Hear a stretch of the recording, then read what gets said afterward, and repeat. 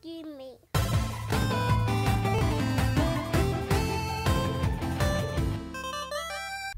Welcome back to another episode of the We Love Gaming Podcast, episode 18. Nice. And we have a few things to talk about today. But before we get into that, fellas, how was you guys' week?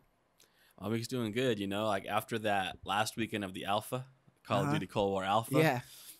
I kind of wanted to, dabble a little bit more on Call of Duty got again. the itch. I got a little bit of an itch, Okay. like So that's what you've been on all those week? guns felt good, man. Like those guns felt real good, to shoot. And so like I was looking. So first I tried Call of Duty World War II because that was PlayStation Plus, Okay. Yeah. and that was cool, love that but one. the guns weren't quite getting the itch for me. Mhm. It felt more balanced though than like a lot of these Call of Duties did. So like as far as like a balance perspective, it was cool. But the guns weren't there because they're the older guns and stuff. Like they weren't quite scratching that itch that I got from Cold War. Yeah. So then like I went on OfferUp, and then I was like looking for because Cold War is a Treyarch game, right? Black Ops series. Right. So I wanted to try the previous Black Ops, which is Black Ops 4. And so I found a deal for $10 or whatever for that. So I went and picked that up. And I popped that in, and I was having a lot of fun, for the first few games. And then, like, eventually that skill-based matchmaking, took control. Yeah. And I ran into some sweats, man, some hardcore guys that were so good, just annihilated Just wrecking me. you off? Yeah, and I just, like, no way. I shut it off for the day. I couldn't play it any longer. Mm. But I fired it back up in there a couple times, and I've been really enjoying it, having a lot of fun, man. It's scratching that itch, It's got a very similar feel to the first, to Cold War. Yeah. Especially with the health bar, like all those Treyarch, things. Although I like the creative class a lot better in Cold War and or Modern Warfare 2019, right? Because in Black Ops 4, it's the pick 10 system. So you just pick 10 things, Okay. right? So your gun counts as one of those 10 things, right? That Okay. counts as one of your 10 things. I got you. And then the perk is one thing, and then every attachment's one thing. And then if you want to do like the wild card system, like the greed perk, you have to pick the greed perk and then pick the perk. So it takes up 2 of your pick 10 items. So you only actually, really get like one freebie then. yeah, you only get like one freebie. Where like I see. in Cold War, you three. pick the greed, you get 3, right? And it doesn't limit you. Like 10 is not enough, especially when your gun counts as your 1 gun and your attachments, offense yeah. counts as 1. Yeah. Like in I was counting it up. Like in Cold War, you get your gun and 5 attachments on that thing straight off top. Yeah. Straight off top, you get 5 attachments. Yeah, every Secondary gun gun. has quite a And then few your secondary attachments. gun and potentially Yeah, more your 5 second more. gun and 5 more on your secondary gun, and then it's like pick 20. Yeah. Versus like the pick 10. So like the creative class is a little less. There's a little less depth there, but the feel of the game is dope. It sounds like you have to make a build, essentially. Yeah, Like you have to make a build, kind of like in 2K they have you making a build and stuff. And yeah, and it's so you gotta very go out there, test it out, it's see how it very works. shallow, but yeah, it's like you got like but you have a very small area to play in, right? Yeah, you're making builds, but the area that you can play in is small. It's like a sandbox versus like Cold War, which is like a beach. You just got like so many things to throw and try and use in Cold War. So I'm excited to try Cold War's creative class. That's kind of like the game is fun right now, but what I'm looking forward to now is the more in-depth creative class in Cold War. I know it's nothing new for you, but for me, it's gonna be like a huge upgrade. But yeah, that's basically what I've been playing, man. I've been enjoying that, having fun. What about you, Mark? So I still been playing Destiny 2. Recently, the DLC came to the Game Pass. That's right. Yeah. But unfortunately, you have to play it on Xbox. So I flip flop between Xbox and PC. But one of my friends, shout out to you, Squid Biscuit, he mainly plays on the PC. So if he's like, hey, I'm doing a quest, do you want to come do it? I kind of You don't get like the Forsaken. I can't do it with them. I can't do none of the new stuff. That sucks. They need to go ahead and finish making that like crossplay all the way. Or you would can think, do that. It's kind of like they're exclusive maybe for Xbox, right? The system. Yeah. Yeah. So I'm hoping that because I was digging in the articles and I was like, dude, it didn't say anywhere that it was only going to be on console. It just says coming to Game Pass. Right. So we'll see in the future how that goes. But for now, it's fine. But I guess we can interpret that when it says coming to Game Pass, the priority is always the console Xbox. and everything else is secondary, right? So Game Pass is the console, I think, and then you have these secondary mediums that you can use. So what about xCloud? Is xCloud able to be used for the PC? Well, xCloud So is it's only just on a your phone. cloud. It's just system. mobile? For phone. Because I was wondering if they had like a PC app, if you could just like, That would be cool. Turn on For like if you had a xCloud, laptop, like an essentially. old laptop, or you know, Yeah, something. and then just play it on your desktop. I wouldn't even be though it's on surprised your- if at some point in time that I'm happens. hoping that comes. It's in beta right now, so it's just Yeah. very minimal. But Yeah. But Destiny just came to the xCloud, so I tried that, and it's okay.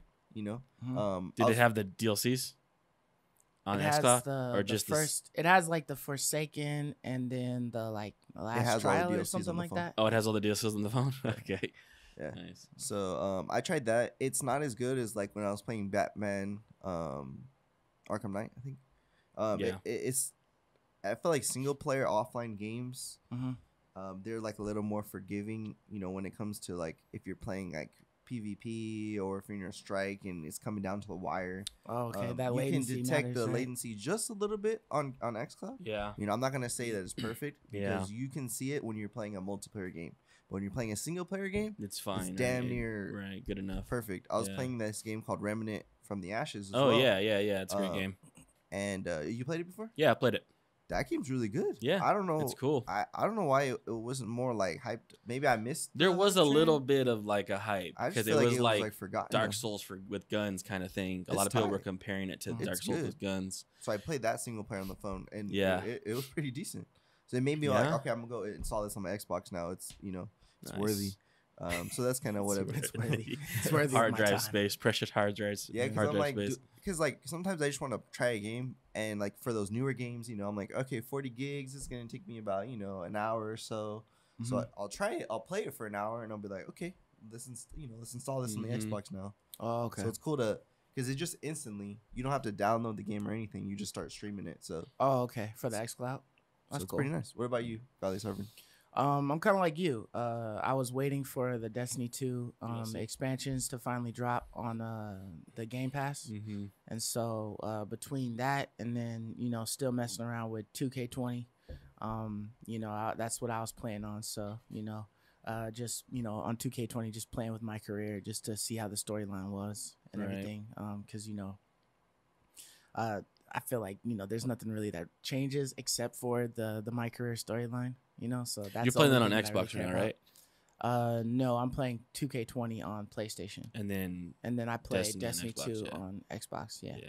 So that one's cool. There's so many freaking exotic quests and things like that, like stuff that Just I because throughout the probably have- years, yeah, they've like- always given exotic quests out. You just missed them all. Yeah. right, and I've probably got like the majority of the weapons that they're doing, but the light is like way behind or Yeah. whatever. So I'm trying to get my light built up so that I can at least finally hit that 1K Yeah. when it comes time for the this new expansion to release. And I think does that release like later on November this 10th. month or what? November 10th. November. Oh, okay, Yeah. all right. So about a month For and me, some that's change. like their exclusive launch title, as far as I'm concerned. yeah.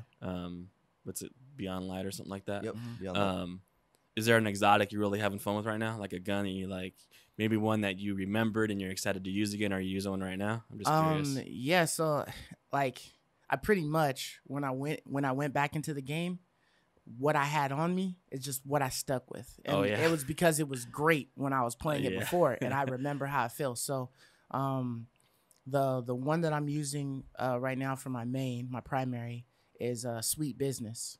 And that was an auto rifle, but it had like 300 rounds in it. So you Okay. just let it You're having loose. fun with that It's a one. Yeah, I know mini gun. what you're talking about. Yeah, so that was a great slow gun. wind up, but then like it really yeah, spits, but then right? it just Yeah. rips. Yeah, so that thing still shreds through people like crazy.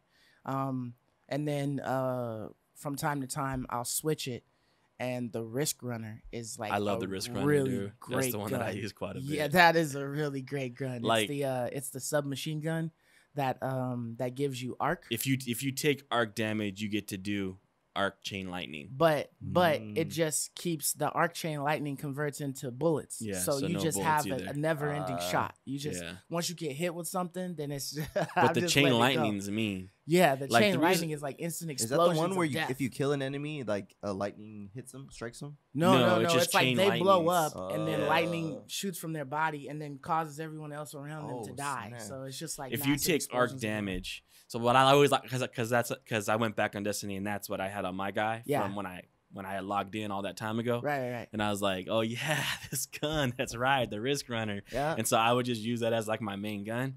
But like the thing I like about it is kind of like you're deleting a third of the game. Like just a third of the game is OP for you. Mm-hmm. You know, because like, of all of the enemies that are because there's like 3 different elemental damage. types, right? Like there's void, fire, and lightning, right? Is there one I'm Arc. missing? It's arc and then arc. Yeah. Void, fire, arc. And like you're just deleting. So a third of the game is just completely like shut off. Doesn't bother you at all. And it still wrecks the solar and the void. Yeah, guys, and even the regular so, things are still yeah. a good gun, you Right. know. But like for a third of the game, is just completely shut off for you. It's so Yeah. cool. And I think I can't remember, but I think there was for the hunter, wasn't there a chest piece that would emit arc damage if you were to get meleeed or something like that that you could combine so. with the So Risk you can Runner, always so get the that arc if someone going. ran up on you, Yeah, I think so. just, Something you like just that. hit, Yeah. just let go. Yeah, dude. But yeah, so that one's been really fun. There's like a couple of other guns that I've been seeing that I'm interested in, but I'll tell you what, like getting exotics are like they're easy but like hard at the same time. You know, like you The have quest to lines, you mean? well, like in order to get the exotics, you have to do the quest lines, but like Yes. I haven't seen not one exotic Ingram drop from me. You know, all I get is these like Umbral Ingrams. That's all I've ever really seen drop. You know, on occasion I'll see the legendary Ingrams drop, but you don't have to go to the Cryptarch for those. You know, so like I damn near don't know what the Cryptarch is for. Apparently so there's like Prime and some once you like get past other 1,000, higher ones. once you get past 1,000 light level, that's when you start using the Cryptarch, and he'll do you'll get Prime Engrams, and those ones are like the highest item level. It's Yeah. always +3 your average. Okay. So those he'll have to unlock for you. Yeah. So it's just, you know, it's fun getting back into it. And even for like all of the old school missions that we already technically did, you know, when it first came out, like I feel like they've revamped the entire world, you know, all the planets and stuff. So you're not doing the same exact thing. You kind of remember like how it goes, but you're not doing the same exact thing. So I feel like it's like new gameplay. From when I did it That's before. cool. So, you know, That's I've cool. been, you know, still trying to do the old missions and stuff and try to get everything that I can from the planets that are gonna be gone once the new expansion Right. comes out, you know, so that way if I'm missing anything, you know, hopefully I'll have a chance at it, you know. Yeah, because they're straight up removing 4 or 5 planets from the game. Yeah, Mars is one. I think they're removing Io, Io, and then one other one. Venus, Earth. I know it's like 4 islands. I don't know if it's it's Earth, 4 but places it's total. another one. It's like all the OG ones. Yeah, just to replace 2. But I guess 1 is supposed to be like big as hell. I don't know. Yeah, so Yeah, because supposedly the content of this Beyond Light is what Destiny 3 was gonna be. So I'm glad they're taking that, because I hate when they just scrap a game. All right, let's throw a number 3 on it, and now it's same engine, same everything, but you know, new content. It is kind of weird, like always having like 2 though. It's forever Destiny 2. Yeah. Instead Like, of just dropping the 2 and just making it Destiny. Yeah, that's what I'm saying. Just call it Destiny. If you're never gonna bring out any more sequels, just call it Destiny. Yeah. They might You know? might eventually bring out one, but I don't know. Maybe they can rename it or something, you know. Yeah. It's just kind of weird to me. Kind of like Call of Duty Warzone, you know, if they're never gonna bring out like another one, just that rename name it. just fits it, just have so. a standardized name for like ever. Right. But yeah, so one of the big pieces of news that came out was that huge. Microsoft acquired Bethesda. oh my god, It's incredible. just saying that is So- just you saying that, dude. Is like Yeah, and it whoa. wasn't. It's not It's just chills. Bethesda. It's actually they acquired ZeniMax, ZeniMax. which owns Bethesda as well as several other like smaller subsidiaries or something like that. So they scooped up a lot, and I think they did it for $7.5 billion, Mhm. Yeah. which is a Cash. pretty hefty price. They picked up Microsoft or Minecraft for I think what was it like 2.5 5 or or something. something? I think it was Yeah. like 2.5. Okay, yeah. It was something that was like A crazy low, third, but it right? was Yeah. it's definitely lower than that. Yeah. And And I remember everyone was shocked when that happened. Like, whoa, Yeah, when they picked $2.5 that billion up. for Minecraft. Jeez, now we're smart. talking But there's $7.5 mad billion. players on that game. Yeah, Smart. Minecraft is money, you know, for Yeah, sure. for It's sure. a cash cow. But I feel like this Bethesda thing is like it's a huge move, man. I mean, when you got Bethesda, you great got This is what crazy. was the other one that that have recently done the space game. I forgot what it was called. Oh, It's Obsidian. brain freeze. Yeah, Obsidian with Outer Worlds, right? Right. Yeah, the Outer Worlds, yeah. Yeah. So Obsidian, and then a couple of these other ones that they've been scooping up, man. It's like Dude, okay. Obsidian and Bethesda, those two right there, like, dude, they got the super RPG strong. Yeah, genre. the on Western, lock. the Western RPGs The Western on RPG lock. on lock, man. Yeah. So, it's Yeah. So what do you think about that move? Like, I think it's incredible, man. Like, I mean, $7.5 billion is a lot of money, but the first thing I always thought of is like a saying in a book that I read, like, a problem that can be solved with money isn't a real problem at all. And like, that's the truth, like, Microsoft has so much money that when they have this exclusive issue, like no games on their content issue, they can just buy. Let's just go and solve it with money, and it instantly becomes no problem at all. And they kind of have like endless pockets, where Sony, I don't think Sony really has endless pockets. No. Like, Sony couldn't go out and like acquire a $7.5 billion company.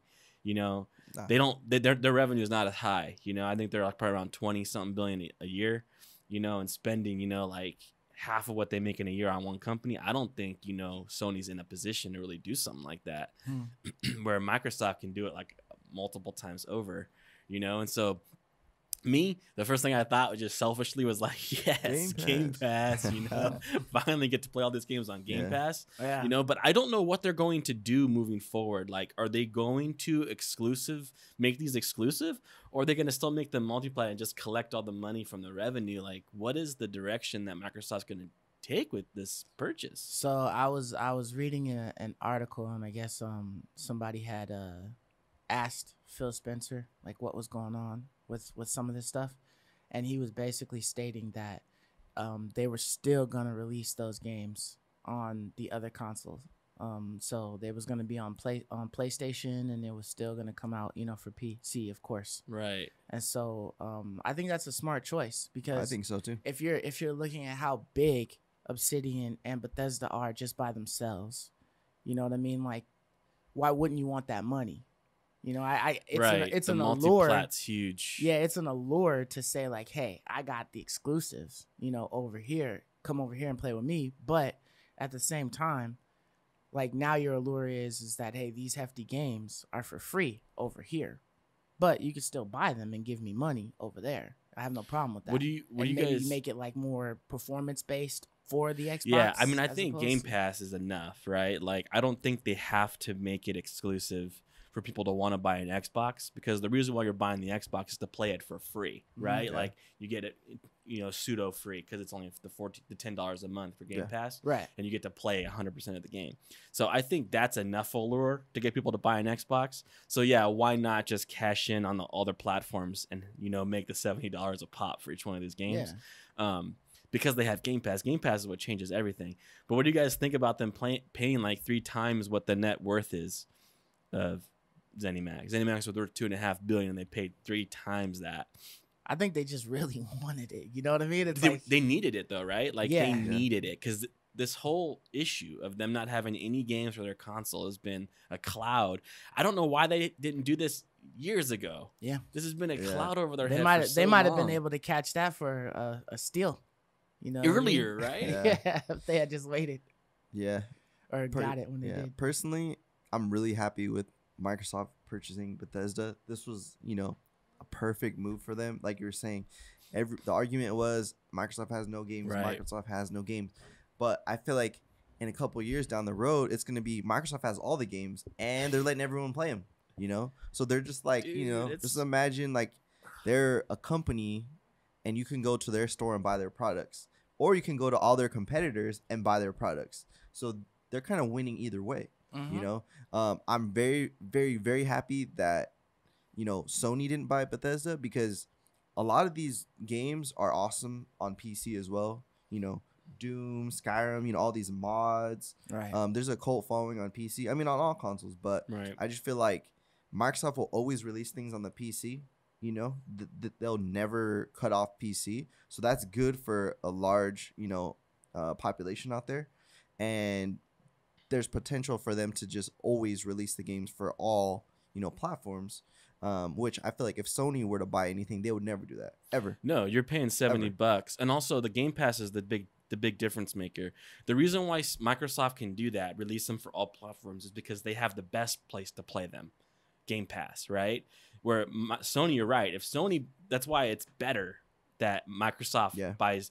It's Sony's second place, right? Like we wouldn't mind if Sony bought Bethesda, that'd be fine. But it's better that Microsoft does because we get all these games on Game Pass, right? Yeah, and we get them on PC, and there's a potential that we could play them on a Switch. Yeah, exactly. There's a higher potential, Where if Sony does it right, you're paying $70 a pop for each one of these Bethesda games. Yeah, so but I think it's a smart, very smart move.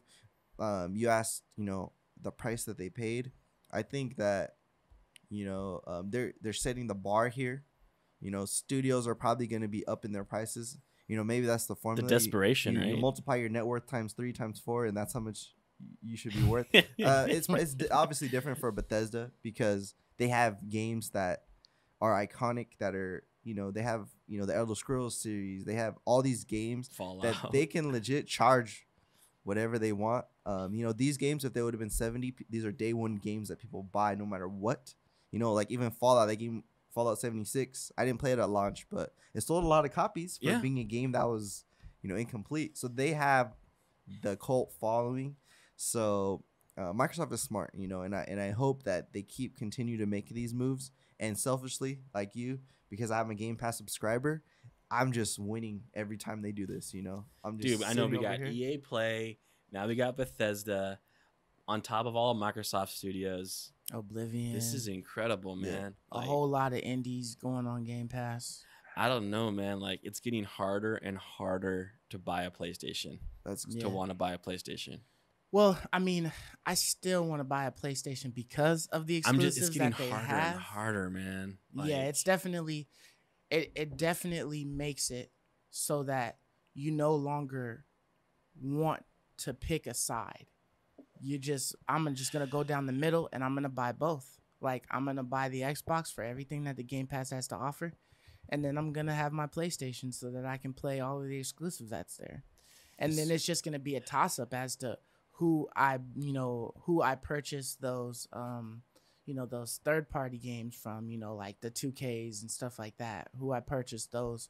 What system I purchased those on, because it doesn't matter. I got both of them, so it's just gonna be like, which one of my friends is playing on it more, Yeah, and let's go in a time machine. Let's go back 7 years, right? Cross play, cross platform. These things didn't exist. These things slowly got introduced last generation. So I feel like when you said, "Hey, I'm gonna buy them both," this is the first time in a generation where that's actually a viable option. Before, you could legit buy one console. All right, I want the 360 or the PS3, and that one system that you buy, that's all you needed. But now I feel like there is value having both. That's a legit option. I'm gonna have all the systems, and that's a legit option. Hopefully, well, I think because Microsoft didn't have Game Pass before, so you really only needed Sony's PlayStation, right? Because everything was coming out for all of the systems or just PlayStation. You can so legit it just didn't have really one. matter. Yeah, you could just have one your way. and be fine. But you got to get it now. I don't know. For me, it's just feeling more and more like Stone Age, antiquated, to pay $70 for a game with all these new gaming services and streaming services coming out. It feels weird to me. It's a lot of money to spend $70 on the game when everything is going towards free on streaming services. It's weird. It feels old already. I mean, we're just now entering into this new world of games as a service. So you're saying it's like buying a movie. Like, you don't buy movies anymore. It's unless already, it's a collector's edition. It's already kind of feeling that way, right? Like, already, like, it's going to be weird me going to the store and spending $70 on the game when I'm going to be so spoiled playing like 60% of games for free on Xbox Game Pass. But this just leads me to wonder, okay, when's it Sony's turn?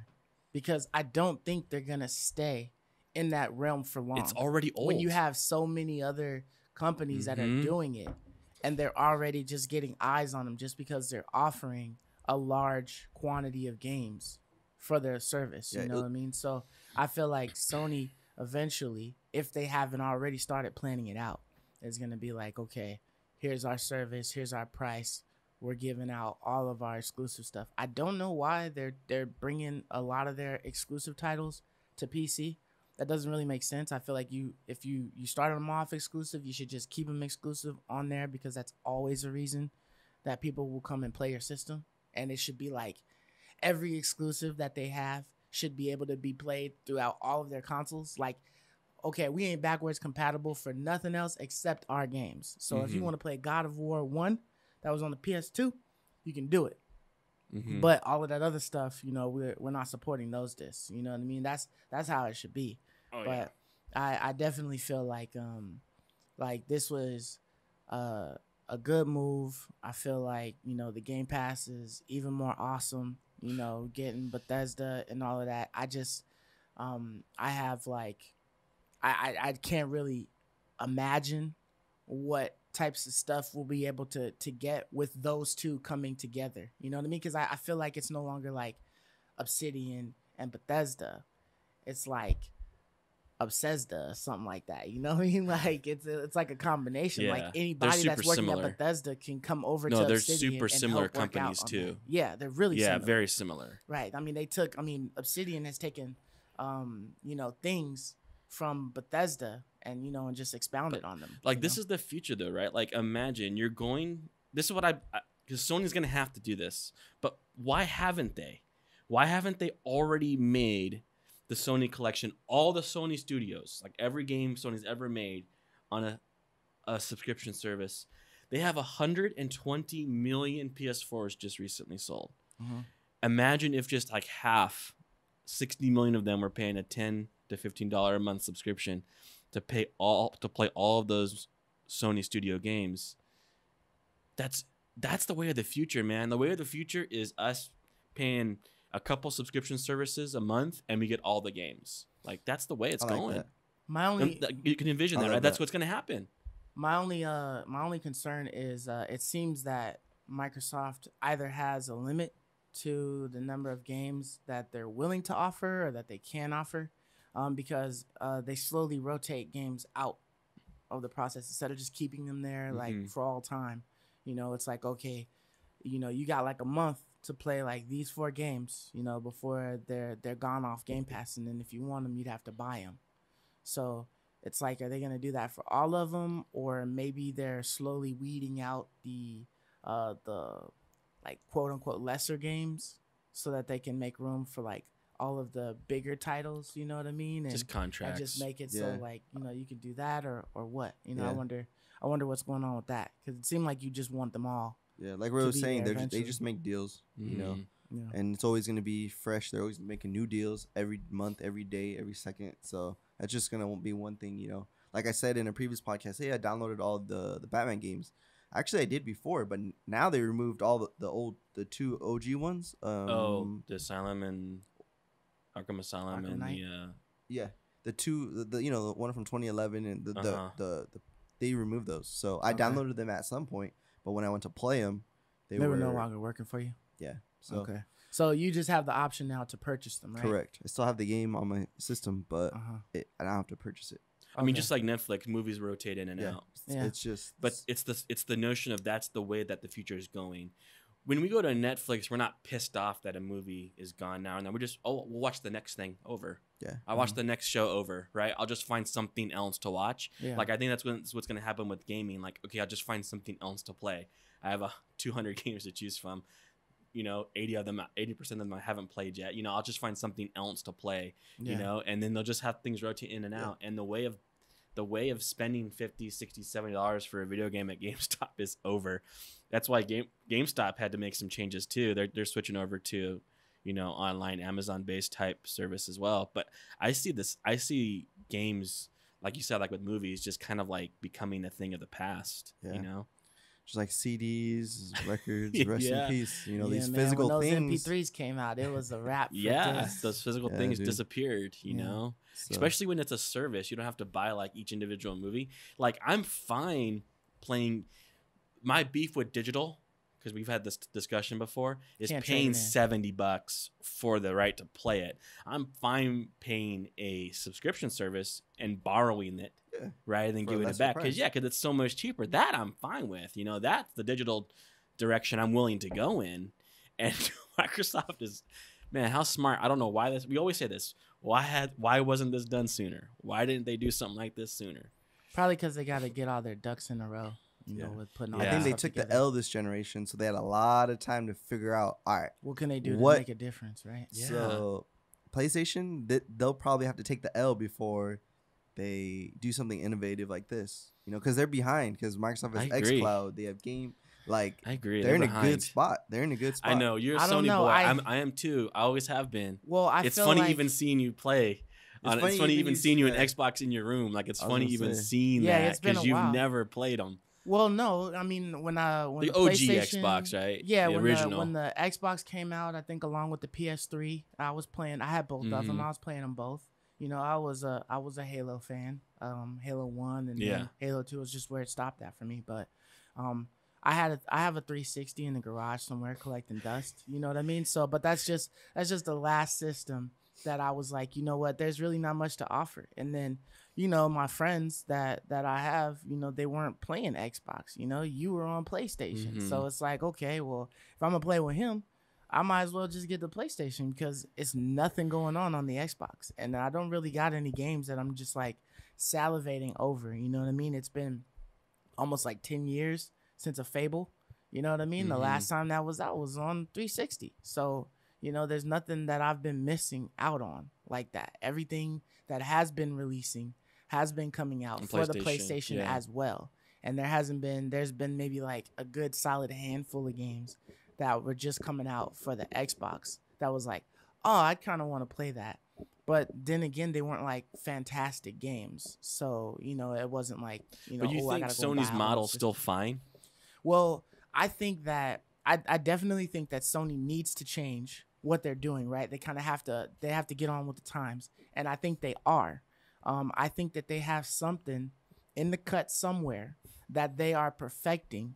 And when it is good, they will drop it and it will shock everybody for like what they're offering or whatever. Whether it's like a full bundle deal with PS Plus, PlayStation Now, along with some other stuff or whatever. But I mean, I don't know about you guys, but I already feel like the PlayStation Plus was better than the Xbox Live Gold with the games and things that they were offering. Yeah. There's no doubt about that. So the only thing that now makes Xbox, you know, Live Gold or whatever, you know, better is that it's now, you know, booked with the Game Pass. See, I'm just saying Sony's got to be fast here. I'm telling you, because imagine if Sony was able to gobble up these third-party studios and then make a subscription service. Yeah. You get all of Sony's wonderful games and the third-party games.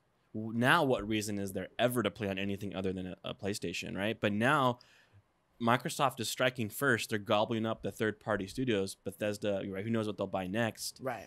And now there's a reason to buy, like Mark said, multiple consoles. But imagine if Sony had just done that earlier. Imagine if they had struck and just spent the money, gobbled up the great studios. There would have been no reason at all now. Game Pass wouldn't save them. Wouldn't that be considered a monopoly, though? Like, if you go and scoop up all the close. It'd be getting close. I mean, you wouldn't have Microsoft, Nintendo Studios. You wouldn't have those. But there just really wouldn't be much of a reason, you know, to buy anything other than a PlayStation. If I could play all the Bethesda games on my PlayStation with a subscription service, you know, or imagine like EA or whatever, these other studios, Ubi, I mean, dude. Yeah. So my question for everybody is, when will it stop? Like, will they just stop buying studios? Will Microsoft just keep what they have? Will PlayStation keep what they have? Or will they keep trying to poach all of the big studios to keep making their brand better and better at what they have to offer? What do you guys think? I personally think Microsoft is going to be a never ending, because now they have this service, right? So as currently they're sitting at 15 million subscribers. Well, I'm just going to predict that next year there's going to be more than 15 million subscribers. So as their revenue increases, they're going to be in a better position to keep scooping up everything. So it's going to be a never ending battle. Assuming that the subscribers increase, the number of studios that they buy is going to increase. Like, it, you know, so it's never going to end. And it's going to turn into who buys who first. And Microsoft, like Ray was saying before, has deeper pockets. So they're in a better because they position. got so much of that damn computer revenue going on. They have so many It's other not just things. like Sony's. Like a lot of their company is really the PlayStation. A big chunk of their revenue is the PlayStation. They do other things, televisions and phones, Cameras, and yeah, cameras, stuff, everything. TVs, but a big chunk of their profit is PlayStation. Where Microsoft, they own PC. Yeah. Windows owns the world. So you think it's not gonna stop either? Then? No, I don't think it's gonna stop. No, like not in the next year, nothing like that. They just you think it's No. just eventually every studio is gonna be either owned by Sony or Microsoft, essentially, or Nintendo. It's gonna get Can't more forget and about more those guys, right? expensive to buy studios, but supply dwindles. Demand increases. Going to get more and more. 7.5 There's gonna be like is a probably, gaming bubble. Yeah, for Like people are gonna 7.5 start trying to is come going up to with be systems. cheap. Like that's going to be cheap pretty soon here. But I think so, man. Like as Mark is saying, they have 15 million subscribers right now. Mm-hmm. Add a zero onto that. That's $150 million a month. You know what I mean? Like imagine if they double that subscription base. Why would they not? I mean, that's what Netflix does, right? They add new studios or production companies to make movies. They'll buy like they'll do like a lot of contracts with directors. That's so what that I they can see make, happening. Like 2 or 3 movies. Maybe not necessarily like constantly always gobbling every step and owning it, but definitely big money deals. Like give us the rights to these game titles for these many years. Like big money deals. Yeah, that leads me to think that that like if Sony were to get or when they get into the Game Pass type of era for their company, I feel like they, instead of buying it, because you're saying that they don't have a lot of capital to try to buy up all these big ones, that they could probably put in some type of contract, like all the contracts that they've been doing. Like they have mad exclusives. Yeah. So what's stopping them from putting those types of contracts into some type of Game Pass like subscription for their system? Like, hey, you still own your company, but you just give us like 3 games in like 2 years. You're saying Sony to put on our to put on our thing. I agree. And I feel like that's kind of like almost in a sense a better deal than, hey, let me just buy your company outright. You're now mine. You know what I mean? You still got your job and everything, but you're gonna produce what I want you to produce. Mark, who bought BioWare? Do you remember who bought EA? EA bought BioWare, right? EA has that. And BioWare went downhill. Like, so my one concern, I think, with this gobbling up studios is that once you take away the incentive of it being like your studio, will the quality go down, right? Because BioWare, Mass Effect, Andromeda was like garbage compared to the previous BioWares. I mean, Mass Effect, Andromeda, all the Mass Effects were like esteemed games, and then EA went and snagged them. Like Activision. Yeah, that's definitely happened with Activision and Bungie. Yeah. So, Activision and Blizzard, like the Warcraft 3 remaster. You're right. Garbage. Yeah, Blizzard. Like, arguably the last couple of WoW expansions, garbage. Like, they've had a hard time maintaining because now quality. They have a different culture.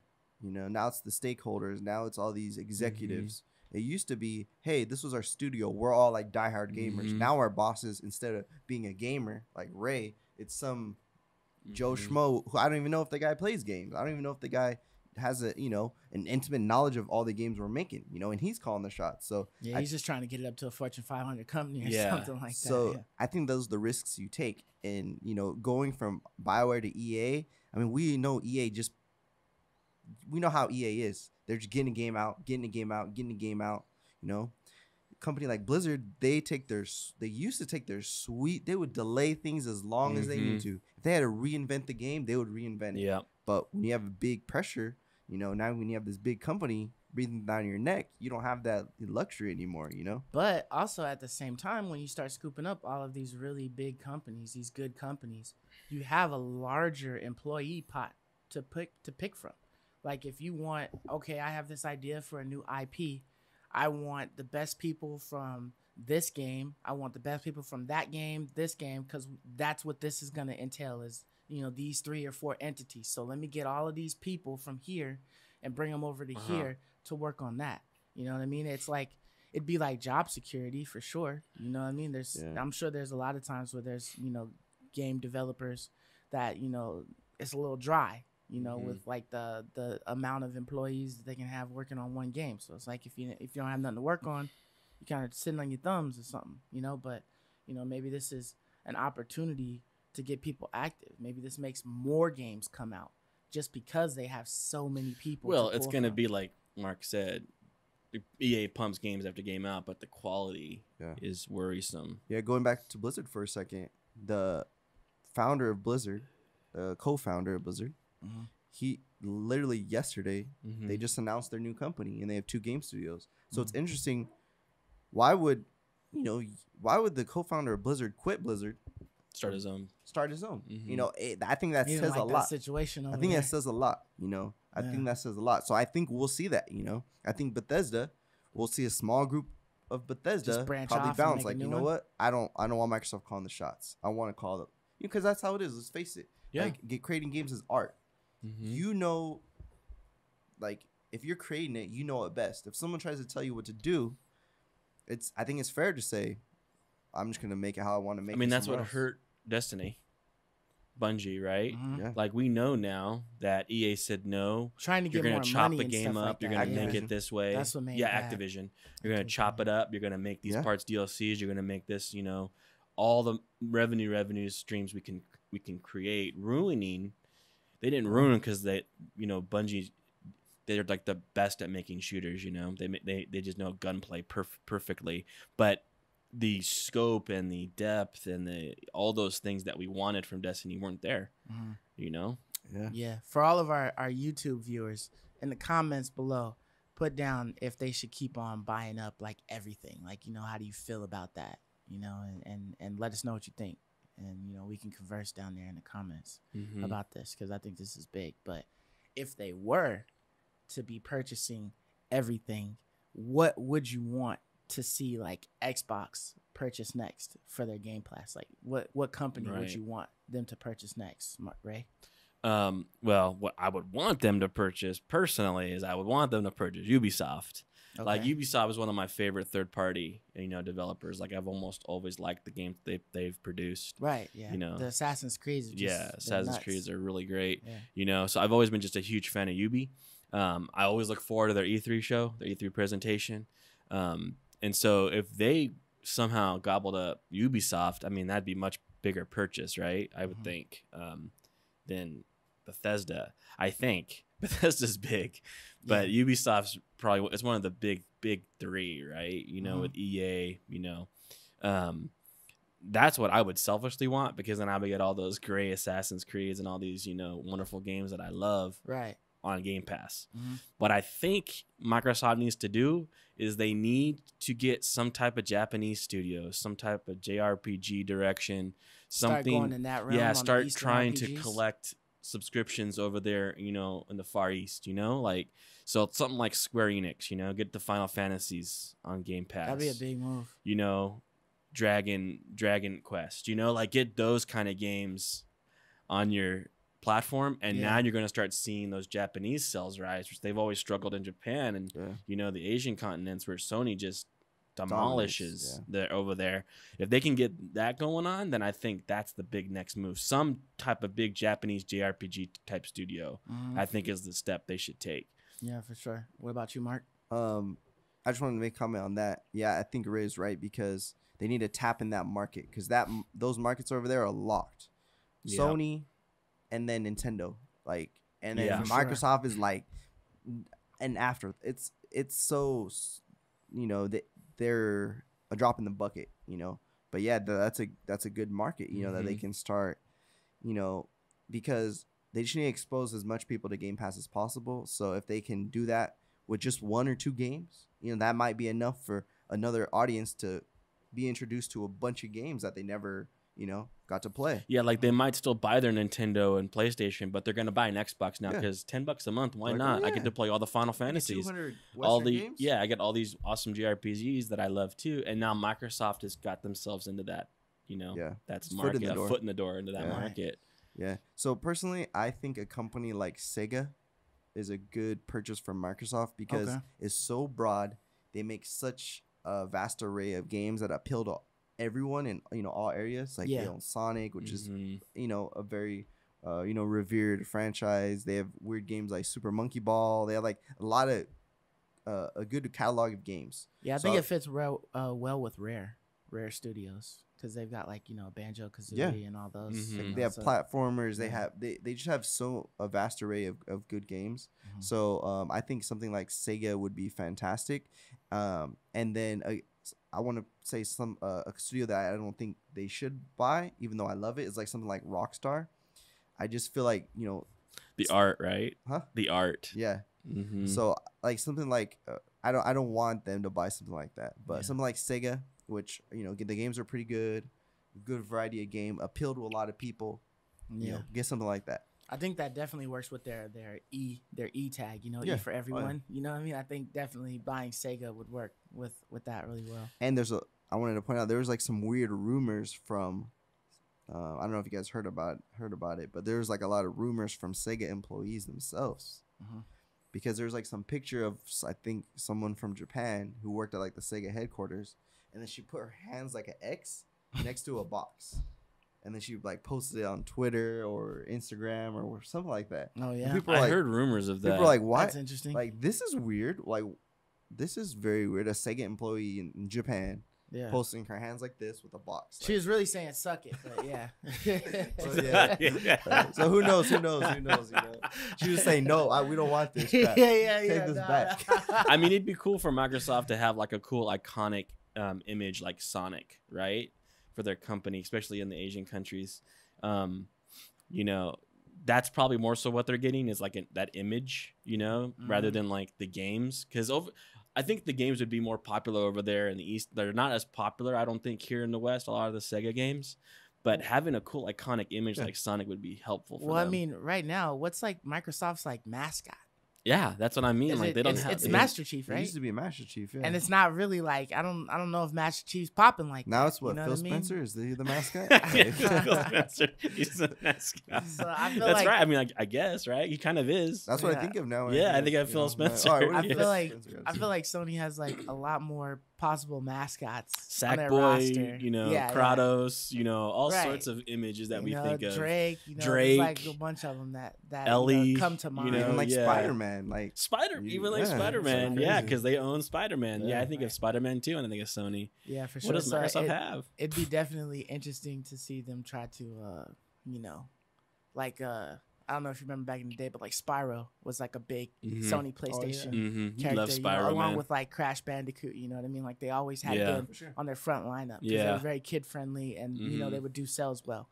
So it would be nice to see some of that like come back. You know what I mean? And Yeah. Microsoft like put forth like an effort against Sonic, because I feel like the last Sonic games haven't really been done any kind of justice for the character. Like they're just kind of No. like World Party, whatever. You know what I mean? Like just whatever games. They need to go, like- releasing OG games. Yeah, I think that Sonic needs like a revamp, and it needs actual gameplay, not platforming, but Like the Dreamcast style. yeah, Dude, like or my- something. You know? I think Ratchet and Clank, like going like the Ratchet and Clank direction, like a 3D, That'd be dope. completely, Yeah, open world, exactly. and he has powers and stuff. He attacks and destroys the enemies. Right. Like that'd be dope. Yeah, I don't want to keep seeing runners from Right, Sonic. it's always I wanna See, runners, I want yeah. to see something else. I want to see them re-innovate, Sonic. Mhm. But for me, I think that a really good game studio would be, you had mentioned it was EA. Yeah. I Yeah. think that just because it's so vast, Mhm. it's such a big company that I think that it would do wonders for, the Game Pass brand. It would just bring so many people in. And that's cool and all. But what I would like for them, just for my own, personal reasons, is for them to acquire Game Freak. Because like you said, they Mhm. need JRPGs. Yeah. And that's like one of the biggest ones, is like the Pokemon series. Now, granted, I don't think that they can get the Pokemon series because it's tied too Tony's much with Nintendo. Nintendo. Tony's never Yeah. giving I don't that think away. that's going anywhere. Yeah. But if you tell me that Game Freak has been purchased by Microsoft and that they're now making a new IP, I'm pretty sure it's Yeah, gonna pull that's a cool one. Yeah. everybody. That'll over. turn a lot of heads. Like what? That's a Yeah, cool you're, one. you're talking about no longer is a company hindered by piss poor graphics for a handheld, but they have like a full beast behind them Mhm. to put in some major work. They might redevelop that little JRPG genre that they started. You know what I mean? With that type of gameplay, they might do something like phenomenal, way more phenomenal than they've done with the recent Sword and Shield and stuff like that. Oh you know yeah, what I mean, we've 'Cause I we've have a all been lot more to waiting and work on asking for for like a another more console one, full on 3D live action combat Pokemon open world RPG game, Because you and think they the never people give it. actually look real. They don't look like they're drawn up. You know what I Yeah. mean? The Pokemon, the Pikachu, and all of them, they look real as hell. You know Like what I what mean? they're doing with Harry Potter, right? The Mhm. open world. That's what we've been wanting with Pokemon, and they Yeah, for won't sure. give us that, man. And I think A partly is like the real hardware, open right? world. The hardware is probably a major bottleneck. Maybe so. Yeah, you want like the power behind it they don't have. right. Man, you got me thinking it's gonna happen. Like you wanting it to happen. Yeah, like I yeah. keep imagining it, but we know like it probably won't. Yeah, But man, how I cool feel would like that be? Nintendo would sell the farm to get Game Freak Shoot, before they let them get purchased from under their nose. We do like know that. they aren't done yet, though. Yeah. Like we do They're know that definitely not. Microsoft isn't done yet. We have reports out that they're gonna probably buy some more studios. They aren't done with Bethesda. I feel like in a week or so, you're gonna see some other game studio that Sony didn't bought up, and it's just gonna be like, hey, who's You think buying Sony's gonna what start next? buying studios now? Do you think they should? Well, Sony's been getting all of their little exclusives and stuff like that, but I feel like they're gonna put like hardcore stamps on some of these studios, or doing like crazy ass like lock-in contracts for like 5-10 years or something like that. It's like you're not gonna see nothing else except it's This just is gonna crazy, be on the dude. PlayStation. This is crazy. But who knows? Who knows, like man? what's really in store. I mean, heck, we still got like a couple more months of this year. You know what I mean? Dude, So it's crazy. who knows what else is announced by the end of this year? Yeah.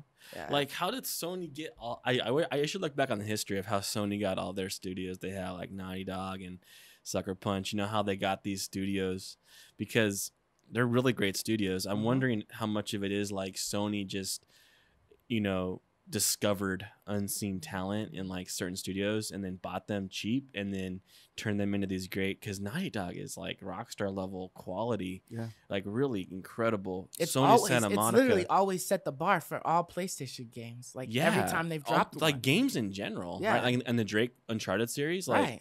they set the bar for games in general, dude. Like if you ain't on that level, then you ain't nowhere near a 10. Their Santa Monica studios, like Yeah, that's set God of bars, War. like, These things are incredible studios. So I'm wondering if like, instead of going out and buying like one of the big names, if Sony can find like some untapped talent and then like just give them the funds, revenue, the and the revenue people to necessary, get that going, to build something. Okay, we bought you, and we want you making something big, some new big IP. We're backing you. That seems like Sony's way of doing it, rather than going and buying like a massive studio of some kind, like Microsoft can. Yeah. They're gonna have to do something. I mean, I don't know. They have a lot of great studios already. I don't know if Sony has to do anything, but soon, really soon, something's gonna have to be done. Yep. So how do you guys feel about like the impact that exclusive titles, and whatnot are having on these companies? You know what I mean? Like you have Sony, who's opened the door with like crazy exclusives. They're like throwing exclusives in your face like every other day. You know what I mean? This is only on PlayStation, only on Sony. You know what I mean? Yeah. And then you have Microsoft, who's kind of like forced now to like, okay, we have to make moves. So now we need to start acquiring like everything we can, just so that we can continue to be relevant in the conversation. How do you guys feel about like, I personally love the competition, just because who knows, maybe if Microsoft wasn't in this crappy situation this gen, they maybe wouldn't have needed to create Game Pass, because obviously PlayStation didn't think of doing this gaming as a service because they didn't need to. Right. So this exclusive Microsoft doesn't have games, may have been the start of, this revolutionary gaming as a service. So I think that it did create such a need for it for Microsoft. So, I like it, because we're going to keep seeing hopefully innovative new things, that are going to blow our mind, like Game Pass, So hopefully, PlayStation creates a gaming as a service, Nintendo, everybody, so I like the competition, and I do like the exclusives because it adds value to your product. You're gonna need for your customers, because you're just looking out for your customers, when you do things like this. You want your customers to have an experience that they can't experience anywhere else. So you spent $500 on my console. Here's this. Right. Yeah. You know what I mean? Like this is why you bought my console, is so that you could have things like this. It's like, you're getting a ticket to the show, and here's the show. everything we're offering you can't see anywhere else. I want that experience with all my consoles. I want a reason to play it, because there's no exclusives if you don't have all this, exclusive games, exclusive services, exclusive content, exclusive ways to play. Then I could just go somewhere else. Yeah. So, Yeah, I think exclusive content is the driving force of all this that we're seeing. Yeah. It's the center of everything. Like, without it, like you mentioned competition, like it's like, thank God for exclusives, because it's what creates the competition. It's what creates the reason for Sony to want to make good games, right? Like, the competition is what's wonderful. And I know, like Marcus said earlier when we were chatting, like, you hope that the competition doesn't fizzle, right? Because it's like, that's what drives all of this. That's why you said, like, why we got Game Pass. That's why we got, Amazon, coming into this realm. It's all from the exclusive content. But I also tend to think, like, with these big now changes with, like, streaming, gaming as a service, we can start to see the dwindle, these extinction of exclusive games and exclusive content, as we start to see more and more of these gaming as a services come along. So that's interesting. I don't know if that's good. I don't know if that's bad. I can't tell if it's a good thing to get rid of exclusives, but I've always loved exclusives because, it created such great competition. I got good games out of Nintendo because of it, good games out of Sony because of it, good game out of Microsoft because of it. So I've always been a huge advocate of exclusive content. But with this whole direction Sony's going and gobbling up studios, like, what is Sony going to do? Like I was kind of thinking, like, are you going to trade exclusives? Right? Is Microsoft going to leverage, right, their exclusives now? Like, if they keep gobbling up all these third-party studios, like, hey, Sony's like, we'll give you God of War if you give us, Elder Scrolls 6, like, and now you have, like, this They start trade trading war. Pokemon cards and stuff. They start trading Pokemon. Yeah, I have these cards, what you have, and they're making trades. Yeah. Like, this little trade war, if Microsoft keeps going in this direction, it's just hard. It's hard to fathom, like, what's going to happen next, with all these big moves. But I see, like, gaming changing. I see the $70 thing going away. I see gaming as a service coming along, and how that impacts exclusive games is, like, it's interesting to me. I can see them, go away, but I've always loved them. I've always loved exclusive games. Yeah, I think so it kind of sucks because you have all of these specific, companies like Microsoft and Sony purchasing these game developers. So now they're only going to come out for this system, or they're only going to come out for that system. So when you're like a consumer that's bottlenecked himself, or you've decided to go one route, now you can't enjoy those games anymore. You can't, if you've decided to go the route of PlayStation, you can't enjoy Bethesda games anymore. If they decide that they're only going to do route, right, strictly exclusive on Xbox. And then it's and it's gonna be like that for other ones. If you decided to go the Xbox route, you can't play Spider-Man Miles Morales and things like that. So that sucks in a sense. But I feel like it's gonna no longer be like the games that are competing, right? It's just gonna be the companies themselves that are competing. So in a turn, that may make it so that it's better for us as consumers later on down the line, because, like, hey, I'm Microsoft and I have all of these great titles to offer you for this great price. So Sony's going to be like, oh, okay, well, you got that and you got this and you're offering it for that. So, I got to come back, so I'm going to offer all of these games for this price. And, and you tell me, how you feel about that. It's like, so it's like gaming subscriptions is the next war. That's right. Like, is that what you're like? Yeah, that's the next battlefield. Yeah, right? Is the gaming subscription service. Cloud-based gaming is the next battlefield. And all of that. Yeah, that's all gonna be this next, war, and it's gonna be like, I think that quality is still gonna be good.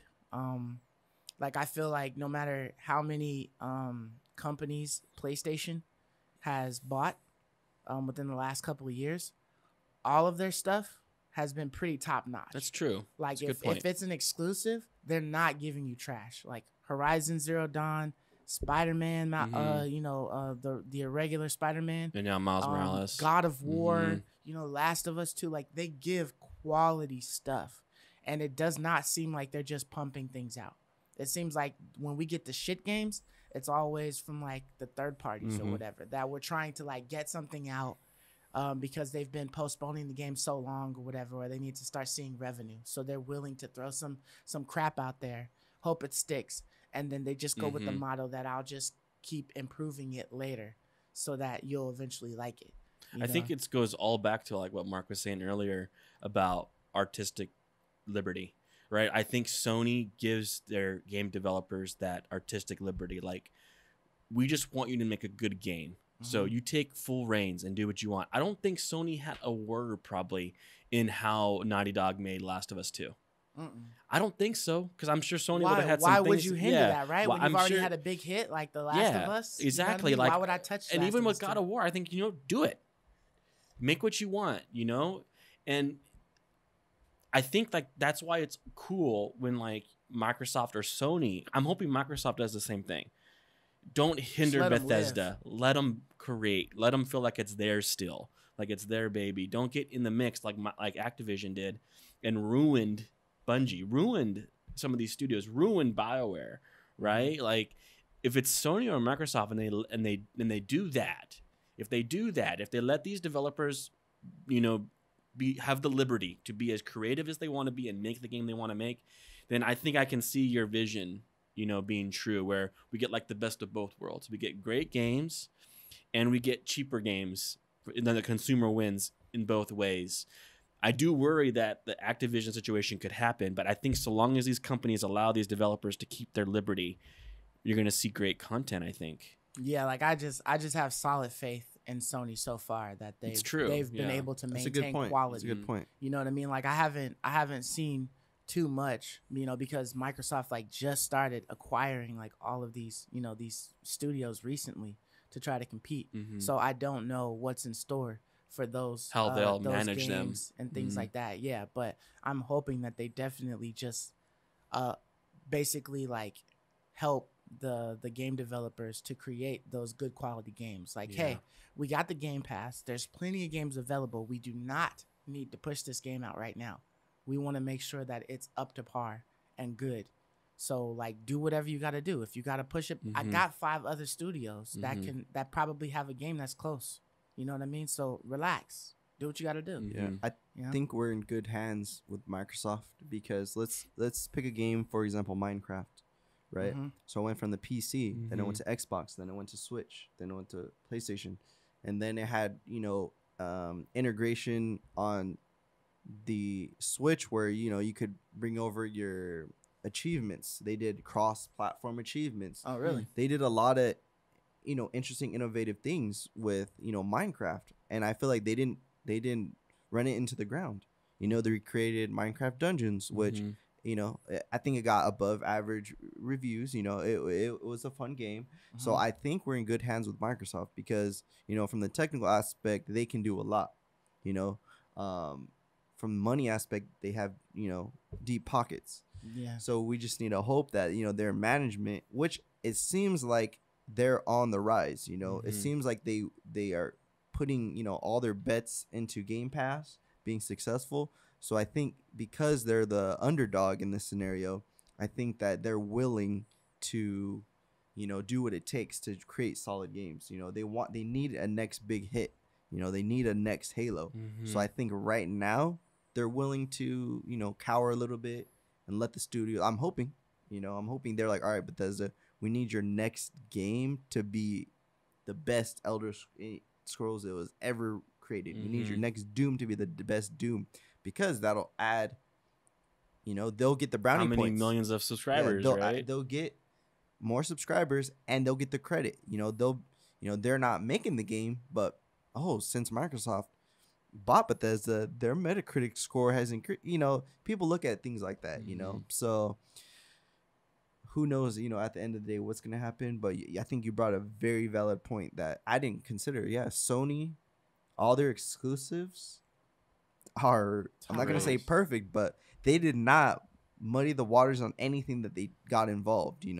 They gave them the money. It seems like they just gave them the money and said, "Hey, go do what you got to do. See you later." Because their products were solid, Yeah, I have not worried about like not one exclusive. Like that's worked for Sony, man. Yeah, so just letting them take the reins. Props to Sony, Because like Activision, they ran things into the ground, things that I love dearly, you know. Yeah, I feel like when you stop worrying about the money so much, like when you have a really big entity that's behind you and that's paying your paychecks or whatnot, you don't have to figure out how many microtransactions I gotta make in this game to make some extra bread. You know what I mean? Like, you know, I hope that somebody buys Square Enix and shuts all that shit down for Marvel's Avengers and has them revamp that crap, because I don't like none of that. But you know, it's money plays like that with them selling skins and stuff like that to try to get extra bread that, you know, would hopefully stop if, you know, Microsoft were to purchase them. Like, hey man, we don't need none of that. You know what I mean? Like, all that exclusive stuff is cool. Make it in the game and make something hard to do for you to get that. I think Minecraft's a good example, like to see how Microsoft handles studios they buy, because it doesn't seem like they really like, you know, money walled anything with Minecraft. They just kind of expanded on it, and they're trying to expand the brand, like by creating Minecraft Dungeons. I mean, clearly that's them trying to create more revenue, right, with Minecraft Dungeons, right? But it's a way of doing it that isn't so like stifling on creativity and making everything about money. Because money's the reason why they wanted to make it, but they give them the freedom to kind of keep it Minecrafty, kind of keep it in that vein of Minecraft. So yeah, there's some faith there in Microsoft. I don't think quite as much as Sony, at least not yet. We don't know, at least not yet. We'll see. We'll see how Fable comes out. We'll see how the new Avowed, you know, Obsidian's, you know, RPG comes out. We'll see how these games do. And then we'll really know how well Microsoft manages their studios, you know. But Sony definitely does a great job. I think Sony buying Rockstar would be fine. I don't think Rockstar, the worry of Rockstar losing, you know, their creativity would be an issue. Sony bought them. So, yeah, just because I know, you know, Rockstar, like, you know, Grand Theft Auto series, like, for example, when I grew up, my mom, she was like, no, you're not playing that. You know, games like that. Of course, So, like, I don't know big executives. I don't know how.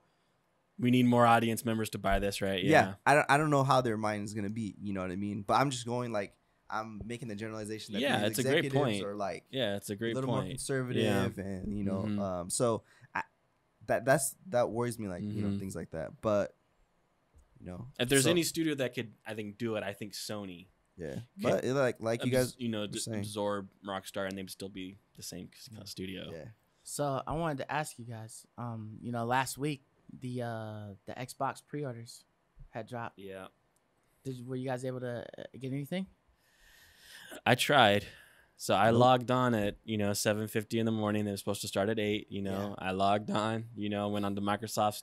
I figured I'd go straight to Microsoft rather than like Best Buy, Walmart, these other, because we know all the horror stories. That's where the bundle plan or whatever, all access is going to be. And we knew all the horror stories from Sony's experience. And, you know, after Microsoft, you know, took that jab at Sony, you know, for their saying we got a release date. Yeah, we got a release date at a time. Look how much better we are. Kind of trying to do what Sony did. This is how you trade games, you know, and took a jab.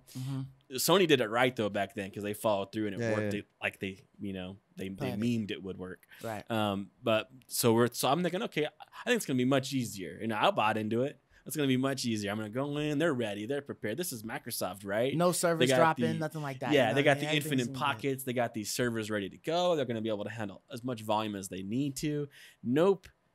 Crash. Could not get to the site. Crash. I was like, okay, you know, this is a mess, you know. And then, you know, yesterday or 2 days ago on Thursday. So on Thursday, GameStop announced that they're going to have a new batch of PS5 pre-orders online and in store. Yep. Right. And so I went down to my GameStop store early that morning, and there was already a line formed of probably about 10 to 15 people. Okay. And I was like, shoot, man, should I get in line? Or, you know, have my wife come down and get in line? Because, you know, I have class, you know, because I'm working or whatever. I didn't know how long I'd be, you know, sitting down there for. So I was like, I can come over there around my lunchtime and, you know, relieve her or whatever. So she was like, all right, yeah, I have no problem with that. It's fun for me. I can just sit there and read a book, you know, and have a, you know, breakfast burrito or something. I was like, okay, cool. If you don't mind it. And so she went down there, and my dad did too, because my dad always likes to try to get the console as well. Yeah. So he went down there. Wait, was he going to try to actually like He was going to try to actually buy one, probably flip. Okay. I think he was probably on the flipping mentality. All right. But either way, he wanted to kind of get one, even if he decided not to get it in the end, like, you know, because these things are so hard to get, right. you know. And so he went down there, you know, they were hanging out, and I was at home, and I was just kind of like, you know, when there was some downtime in between, you know, class moments, I was checking on the Twitter feed for what people were, how successful they were being on getting one. And, you know, I'm looking at online and people are posting their Twitter pictures of like GameStop on the front. We have 6. Yeah. We have 6 PS5s. Dang. We have 8. We have 5. I'm like, what? They did the lightest refresh. Yeah. What kind of, why did you even bother announcing you have pre-orders already come to the store and you have 6 of them? Every store is getting like less than 10. Like, what a waste. Like, what I would do is, let's say Sony comes out and says, okay, we have this many PS5s we're giving out for pre-orders. And GameStop's like, okay, so this is how many they're giving us. We divide that amongst all our stores. That's 10, right? Let's hold off on that. And then when Sony announces another batch in a week, they give us 10 more. And wait till we have like 50. And then say, you know, pre-orders are back open. That way, everyone who chooses to go down and actually spend half their day waiting in line gets one. The hardcore people get one, right? Not just the hardest of core get one. But like this, you know, people who really want one will get one, right? And then people who don't really want one, they'll get one later. They won't be standing in line. But at least the people who really do want one can get one. They'll stand in line for a little while, but they'll at least be able to get one. Or another thing I think they should do with Microsoft and Sony is just take all the pre-orders. Take them all. And then there's just a time frame. And just fill them out. Fulfill them as you have product to fulfill them. Yeah. Just accept them all. Like GameStop, just take them all. And just say, you know, okay, we're taking them. This is where you're at in the list. And when we have a console, we'll fulfill that service. Right, first come, first serve. Yeah, just take every pre-order. Why? It doesn't matter. Just take them all. But they won't do that. Scarcity hoopla, man. I don't know what the deal is. Just take them all. It don't matter. Another thing they could do, too, is just do away with online pre-ordering. Just go to brick and mortar. Yeah, just do a brick and mortar only. Do away with that because that's even worse, dude. Okay, but the only problem, I'm jumping in there real quick. The only problem with doing brick and mortars is this COVID virus, and so you got all of these restrictions and stuff going on. So you don't want like 1,000 people in front of a Best Buy waiting to try to pre-order an Xbox and a PlayStation. Yeah, I mean with COVID, right? But the online orders are making people even more pissed. Yeah, because people are waiting and people were sitting in line overnight on their computer to get a waiting PS5 for it to process out, and it crashed and they never got it. And then once it's over, it's over. It's not like you get to go back where you were at in line. You got to do it all over again. Like, what a nightmare! Like, that's a problem, dude. The online pre-ordering. Yep. I came to the conclusion that it doesn't matter how big you are, doesn't matter how much money you have, doesn't matter how tech savvy your organization is. When there's a release of something, it's going to be an absolute shit show. This happens every game. Like, remember Diablo 3? Like, this happens anything that's online and you open the gates. They crash. Every server crashes. It's going to be terrible. Like, it happens every single time, even to the best of them. Blizzard, even to the Microsoft. Like, so I expect this. So, personally, me, I didn't even try. Excuse me. I didn't even try. Because I didn't want to deal with it. Yeah. I was just enjoying my popcorn from the sides, watching Twitter, YouTube, hearing everyone complaining. Because I'm like, I expected this to happen. Didn't matter if you're, it just doesn't matter how established your organization is. You're going to have problems, especially right now when everybody's home. It's COVID. Yeah. So multiply that, even more. So I didn't try to get a pre-order. But one thing you brought up an interesting point about being online. So now not only are you competing versus humans, you're competing against bots. Bots are a problem too. That's why I say get rid of it. So personally, I like the idea of bots, because it was somebody created that, and then on an individual level, I like that. Hey, I could make something. I can make a machine. I'm oversimplifying it, but I like on the individual level, I like that. And I also like that your bot is always as smart as the creator. It'll never be smarter than you. It'll be as smart as you are. So there's a lot of people who program their bots to buy Xbox One X's. So Xbox Ones saw their best month they saw almost 72% increases in sales off of Amazon alone. So all you bots out there, you just spent thousands of dollars on Xbox Ones, and it happened. It's because the name is so confusing. Yes, and Microsoft admitted that stuff, because because they compared PS5's launch date, not a single PS4. I mean, maybe a couple, but not a single. Those percentage was already increase getting of planned PS4. on purchased. Yeah, Because it's distinct. PS4, PS5. There's no way to confuse it. Yeah. But Xbox One X, Xbox Series, it's like, dude, that's a problem. Yeah. And I always mix them up. I always say Xbox Series S when I meant to say X. X, yeah. It's a terrible name. Yeah, for sure. I mean, I'm kind of like you, Mark. I didn't even attempt, but it was almost like it was like in the back of my mind, like in the furthest corner. You know what I mean? Like I wasn't like, oh, it's coming up. You know what I mean? 8:00. I should be up at like 7:30. Trying to refresh pages and stuff. Mm-hmm. I was just like, oh yeah, it released today, huh? Another pre-order. Let me see. I only wanted to get it on Best Buy, so I'm like, okay, I'll check here. Oh, nothing. Okay, continue playing. You know what I mean? Like, it wasn't. It's nothing I'm really worried about. What I have noticed is that regardless of how many pre-orders are done and what scarce quantity you have and stuff like that, there's always at least one store that's gonna have some available for purchase day of. But I'm wondering that this time around, because I was talking to my wife about that, because that's how I've always purchased my PlayStations in the past. Yeah, I went in and I waited a few hours. Yeah, I would sit in line for a while. I didn't care as long as I knew I was guaranteed to get one. Mm-hmm. But in this climate, how so many pre-orders are being done online. Like how many brick and mortar stores are going to be getting their physical that they haven't already pre-ordered away.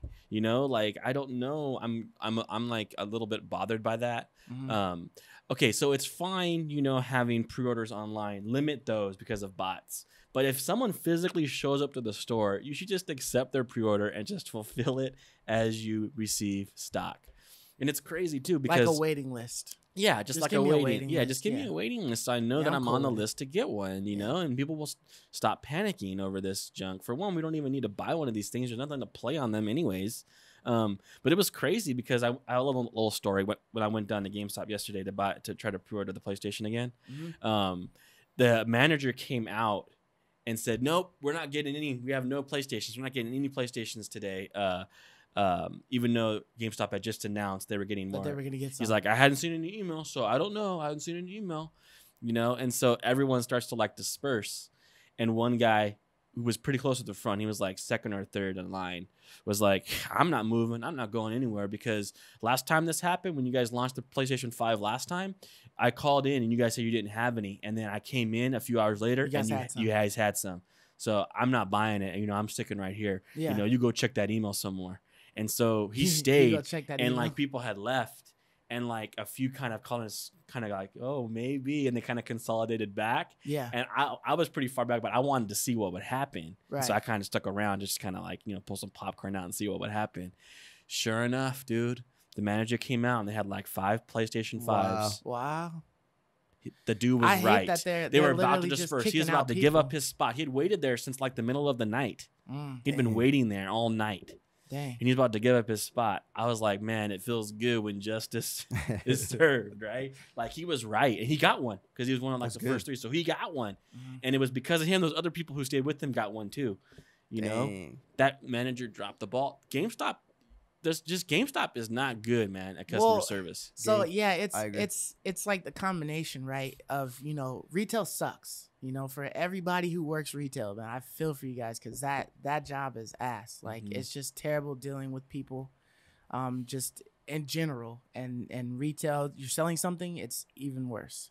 But it's just like, okay, when you open the doors or when you're coming to work and there's just this long ass line that's like damn near wrapped around the building. That's how he was acting. Just go away. I don't want to deal with this. Like, come on. I know you guys are here for the PlayStation 5 and you guys are just going to give me hell. Like, I want to come in and I want to like make sure the shelves are good and stuff. And I kind of want to like get a breather before I'm just like, rushed with customers, and just to open the doors and you see customers there standing, waiting for you, staring at you, wondering if you're going to unlock the doors or whatever. That shit's annoying.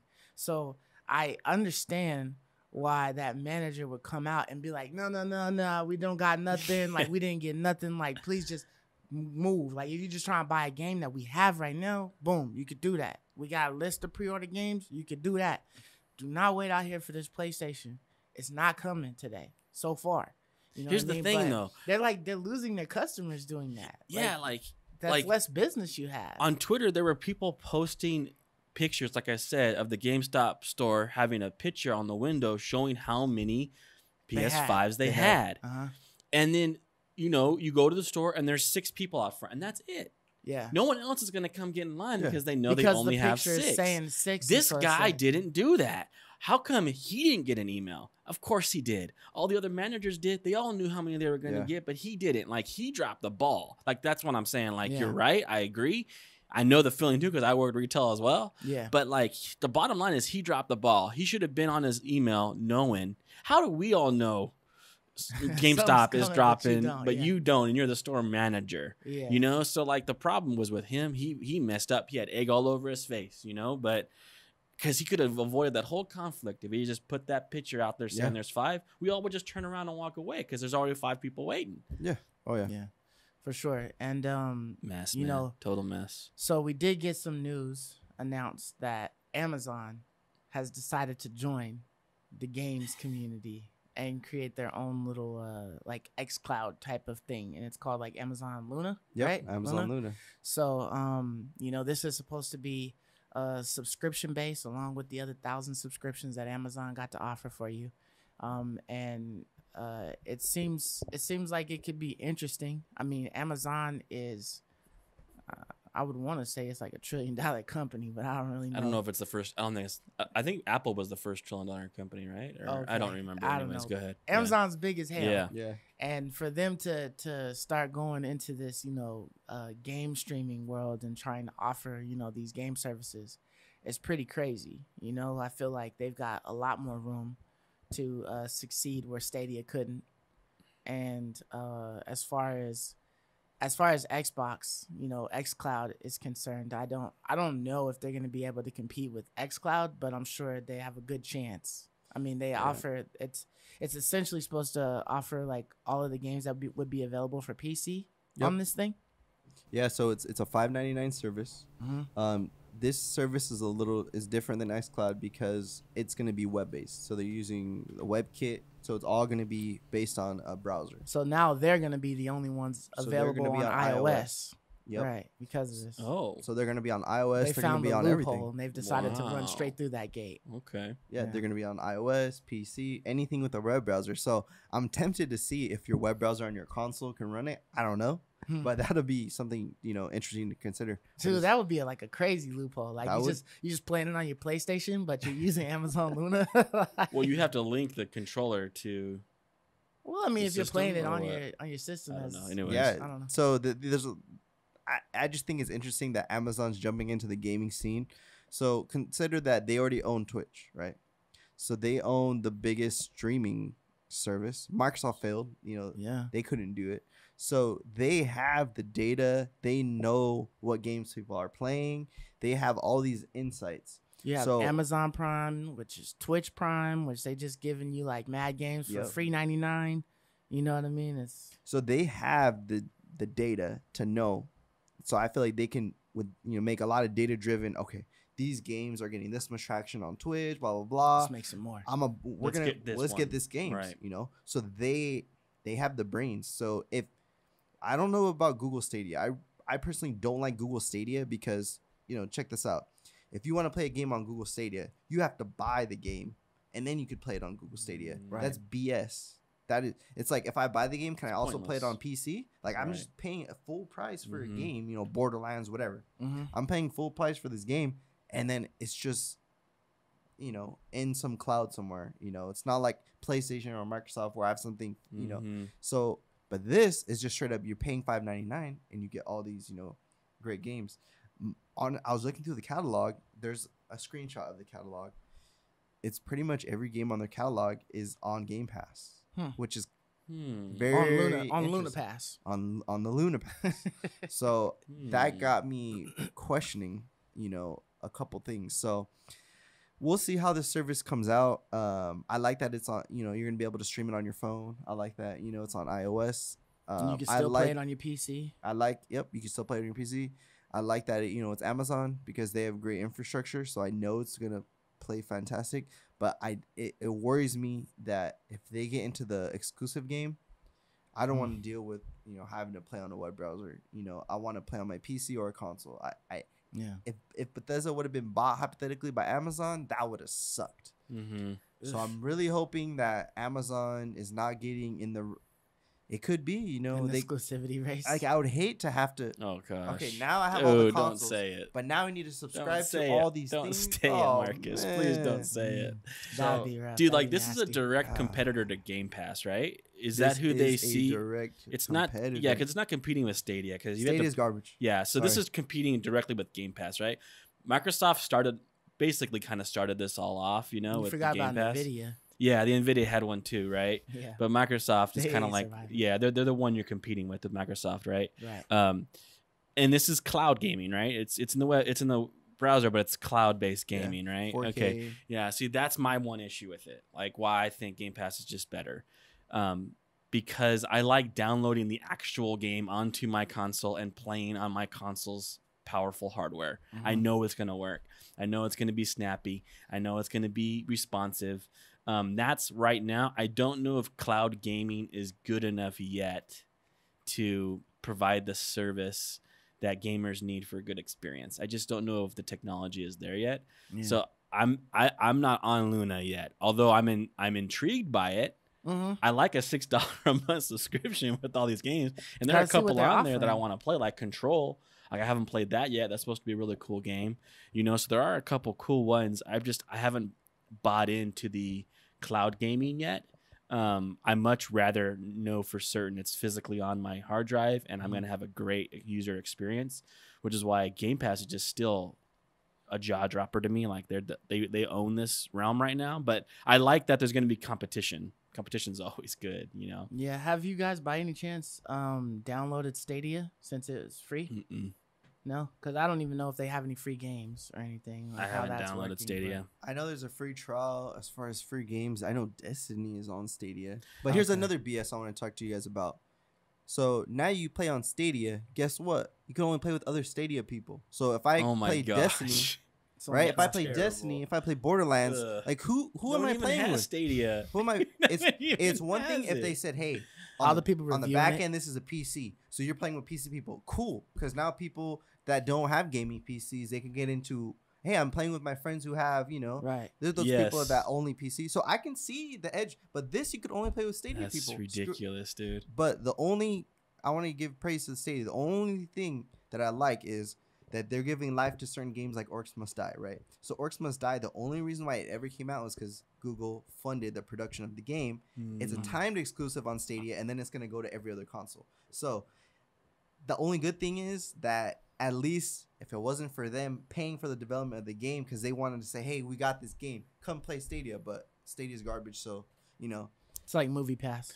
Dude, so what do you think about the Luna controller? It's like a direct copy of the Xbox controller, dude. Yeah. Identical. What is the deal with that? So they have all the same games and the same exact. What are they doing? What does that mean? I'm hoping that you can use any controller, which I think you will, because I'm not gonna buy some BS. I have 10 bazillion controllers. I'm just gonna use my PlayStation or Xbox controller and business as usual. You know what I mean? So I'm hoping that this is just an accessory. Like, hey, buy the controller and you get like 5 months free or something.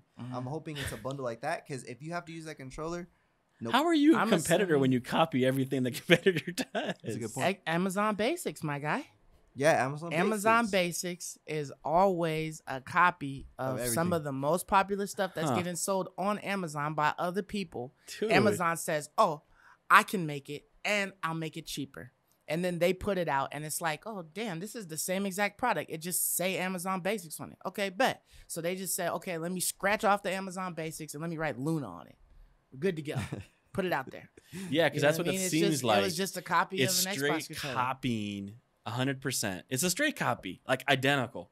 Same exact joystick, circumference. I mean, like everything is the same exact thing. Right. And they just call it Luna and they charge you $4 less. They just Amazon Basics that shit, but man. the That's problem Amazon they Basics. have is cloud. I don't think cloud it's not as good as Game Pass is what I'm saying. So while they are trying to do like it's not a direct copy. It's not gonna feel quite the same. Yeah. You know? Yeah, it's different, and your mileage is gonna vary greatly because if you don't have reliable internet, Right. if you don't, maybe you're in a dorm or you're sharing an access point with everybody else. There's a lot of factors where internet is, your bandwidth is really good these days, but there, like Ray was saying, it's not quite there because there's too many other things that can affect your experience. And let's say, I'm not saying Call of Duty's on here, but let's say you're playing Fortnite on here, something like that.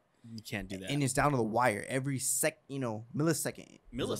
Every bullet fired, if it's reaching you a millisecond before mine reach you, that latency is crucial, man. Yeah, sure. But I have to say for single player games, then it's a lot more forgiving. And who knows? I didn't fully look at the catalog. Maybe the catalog will tell us, like, if there's not a lot of multiplayer games, maybe that's their way of saying, okay, it's not quite there yet. I feel like it should be like that for most of the cloud-based stuff. Like, don't give me the multiplayer on there. Just give me the PvE stuff.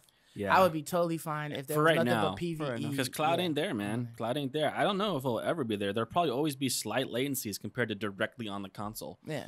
I don't know. I'm not sure. I mean, heck, there's a slight latency with your controller. Yeah, to the system. There's going still a wireless. slight latency So there. All that stuff adds up. Yeah. But yeah. But I guess that's it for this week. All the topics that we came across. Hopefully we'll get some good news about something, going on. Maybe they'll create like some Grandicool, freaking pre-order stuff going on for the consoles. I did hear like a mention of possibly Sony like sending out more emails for that crap that we had signed up for at the very beginning. Oh yeah, I heard about that too. With our PSN names, so hopefully we catch something like that. But for the YouTube viewers, in the comments, man, write down like some of the games that you would want, or the game studios that you would want to be picked up. If you want any changes or whatever, how you feel about the exclusives, all that stuff, man. We'll get down there with you. Maybe we'll bring it up, we'll talk about if you're like, I got a great point. Yeah, bring it up, that was definitely a great point that was made. Yeah, and we'll chat about it. Yeah, for sure. And until next week, we catch you guys later, man. Deuces. Peace. I love you, me.